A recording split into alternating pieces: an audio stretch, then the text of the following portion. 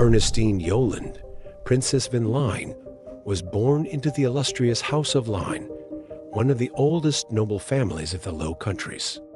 Raised amid courtly protocol and military glory, she was destined for political marriage and cultural diplomacy from a young age.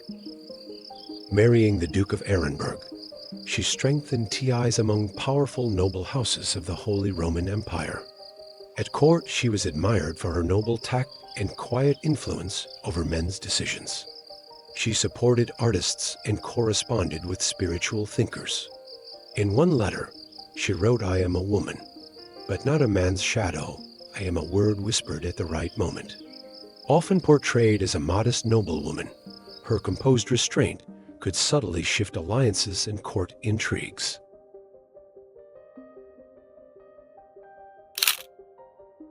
Nikolaus Schmelzing was born in Austria and came from a noble Styrian family. He moved to the Low Countries in his youth and entered the service of the Dutch Republic, aligning himself with the Protestant cause and its military ambitions. Schmelzing became one of the key foreigners in the service of the Dutch Republic, a cavalry general, diplomat, and close advisor to Prince Maurice of Orange. He was called the Austrian who became Dutch, and war reports praised his bravery against the Spanish. He took part in the Battle of Nieuport, the Siege of Ostend, and supported negotiations with the English. A stranger by blood, but ours by honor, they said of him. His legacy became a symbol of political flexibility and personal loyalty to the cause of freedom.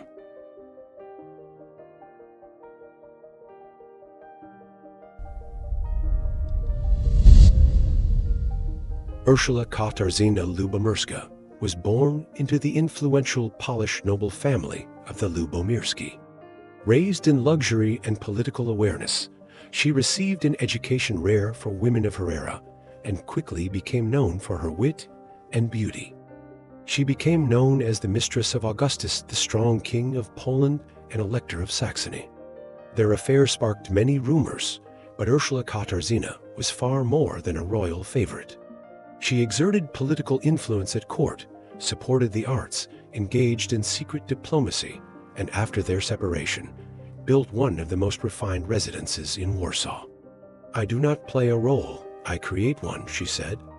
Her legacy is a symbol of feminine independence in an age of courtly intrigue.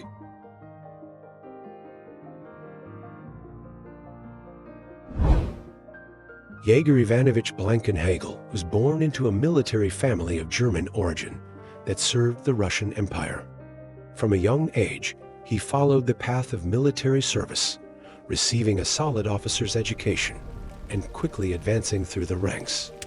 He stood out in the Russo-Turkish War with strategic skill and engineering acumen. Beyond military service, he became a pioneer of Russian industry, founding the empire's first sugar factory in Belgorod province. However, peasants fearing change burned it down. Yet he believed progress was a matter of state duty. "A general's honor is measured not by epaulets, but by the fatigue of duty," he wrote. Stern but fair, he left a mark in both the army and the history of Russian industry.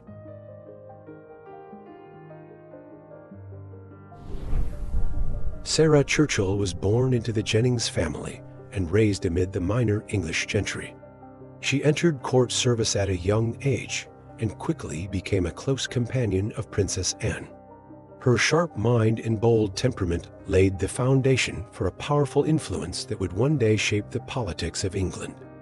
For decades, she remained Queen Anne's right hand, managing her letters, giving advice, and swaying her moods. Sarah handled finances, interfered in state affairs, and wove intrigues that shaped entire factions. Her ambition and biting wit were legendary, as was her pride. "I bow to no one but my conscience," she said. After her fallout with Anne, she wrote memoirs to defend her truth. Brilliant and dangerous, the Duchess of Marlborough entered history as a ruler without a throne.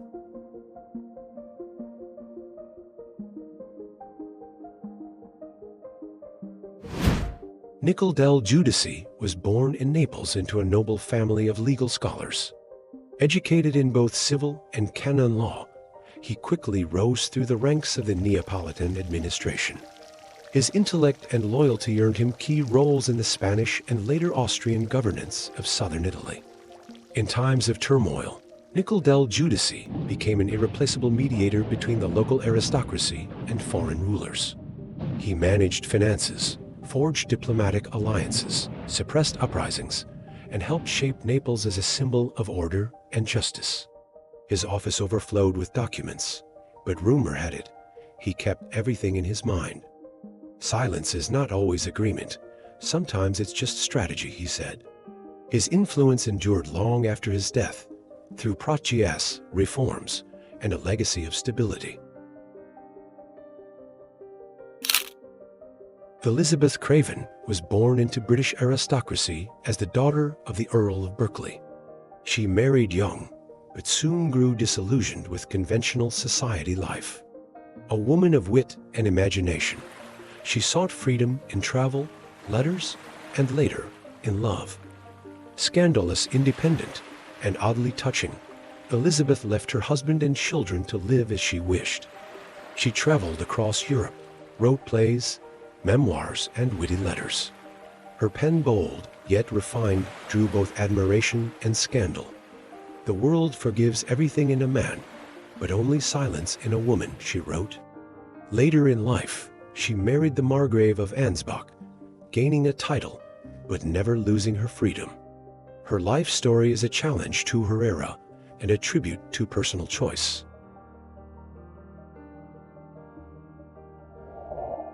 James Leigh, 1st Earl of Marlborough, was born in Wiltshire into a prominent legal family. Educated at Oxford and trained at Lincoln's Inn, he quickly became known for his sharp legal mind and unwavering loyalty to the crown. He served as Lord Chief Justice of Ireland, where he proved to be a firm reformer and strict administrator. Later, he was appointed Lord High Treasurer of England, a role requiring financial discipline and political subtlety. His elevation to an earl was a reward for unwavering loyalty during turbulent times. "The king needs one who counts in silence but speaks with certainty," he once said of his office. Behind his stern appearance was a strategist who knew how to endure storms and keep power amid court intrigues.